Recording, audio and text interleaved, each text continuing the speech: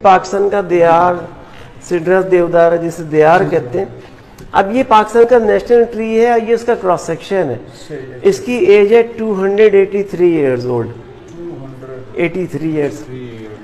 अब ये जो रिंग है ना, रिंग आपको एज बता रहे हैं। लाइट रिंग बनता है समर में, डार्क बनता है विंटर में, कंबाइन करके कहते हैं एनुअल रिंग। ये पूरे साल का एक रिंग है, सीजन पता चल गया, विंटर और समर आपको दोनों। अब रिंग से आपको एज पता चल गई, 283 काउंट कर लेंगे। अब रिंग ना सिर्फ एज बता रहे, रिंग आपको सीजन भी बता रहे।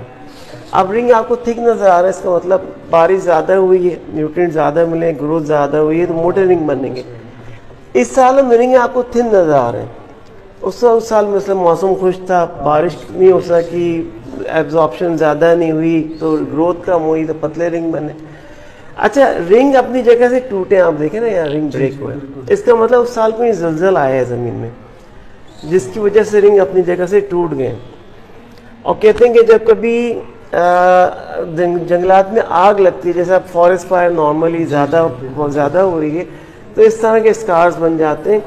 तो ये पूरा कंप्लीट सब्जेक्ट है जिसको आप स्टडी करके पास की हिस्ट्री, क्लाइमेट, सिस्टमिक एक्टिविटी, सारी चीज़ें से हम कहते हैं डेंड्रोक्रोनोलॉजी। किस इलाके में ज़्यादा? ये वादी कमालबंद फॉरेस्ट, वादी कमालबंद सवात में जो है ना, ये वहाँ से आए। और ये नॉर्मली ये देयार और ये जो इस तरह की ट्रीज़ हैं, ये जो स्लोपी एरियाज होते हैं ना, पहाड़ी इलाके होते हैं, वहाँ पे ज़्यादा मिलते हैं। जैसे आपको चीड़ का दरख्त जो है ज़्यादातर पोटोहार में, नॉर्दर्न साइड पे चले जाए, वहाँ मिलेगा।